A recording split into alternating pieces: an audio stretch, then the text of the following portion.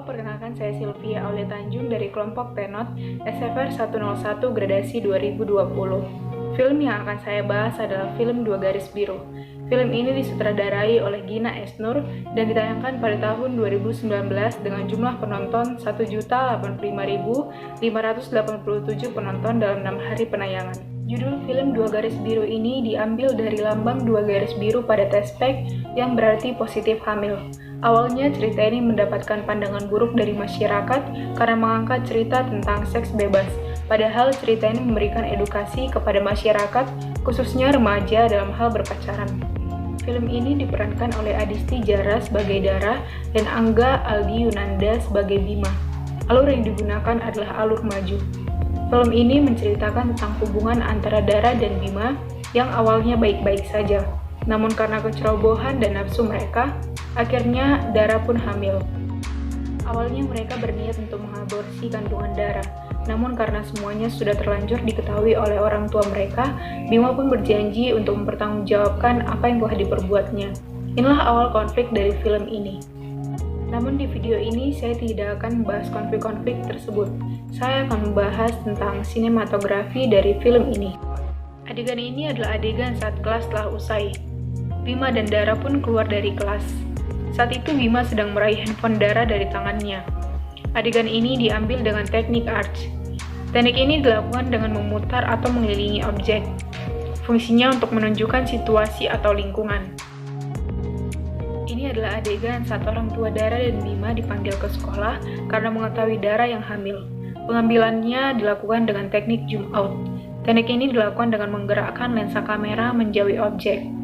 Fungsinya untuk mengetahui ruangan tempat talent atau objek berada. Selanjutnya adalah adegan di mana orang tua Dara dan Bima sedang bersih tegang dengan anak-anak mereka, Dara dan Bima. Adegan ini diambil dengan teknik dolly in. Dengan teknik ini, penonton bisa melihat dengan jelas ekspresi wajah pemain. Teknik dolly in ini dilakukan dengan mendekatkan kamera kepada objek. Dari teknik ini, kita bisa melihat ekspresi Bima yang sedang panik dan ekspresi orang tuanya yang sedang marah.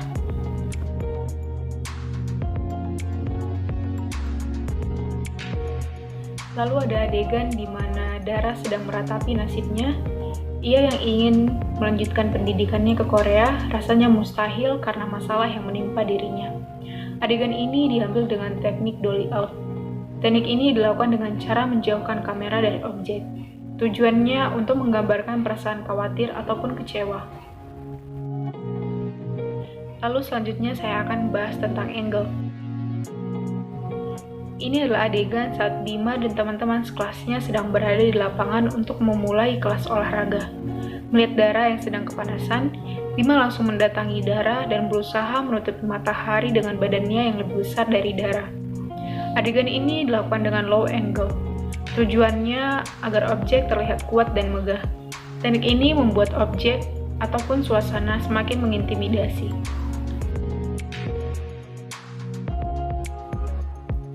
Selanjutnya ada adegan di mana Dara dan Bima memasuki kamar. Adegan ini diambil dengan frog eye angle. Pengambilannya dari bawah seperti pandangan katak. Tujuannya adalah mendeskripsikan kegiatan objek. Lalu ada adegan di mana Dara sedang mencek kehamilannya, apakah ia betul positif hamil atau negatif dengan sebuah tespek di kamar mandi. Ia melihat bahwa hasilnya ternyata positif. Saat ia melihat hasil kehamilannya itu, angle pengambilan video yang dipakai adalah extreme close up. Teknik ini digunakan untuk menunjukkan penekanan ekspresi atau emosi dari objek.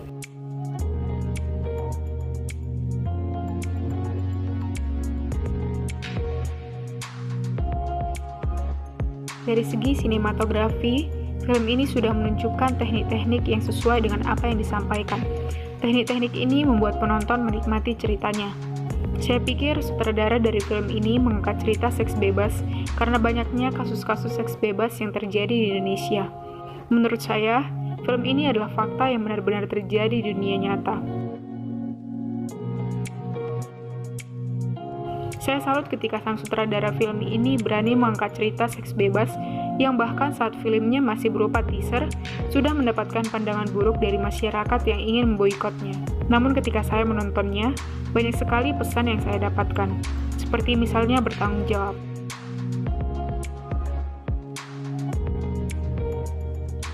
Saya berharap semoga kedepannya sutradara-sutradara Indonesia mampu menghasilkan film-film yang beredukasi dan memberikan manfaat bagi masyarakat Indonesia.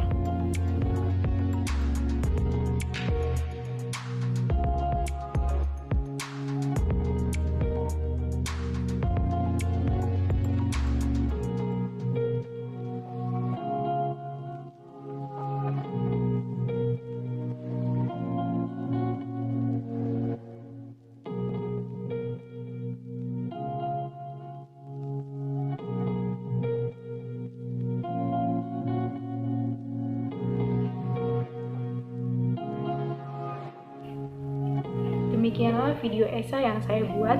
Jika ada kesalahan kata, saya meminta maaf. Sekian dan terima kasih.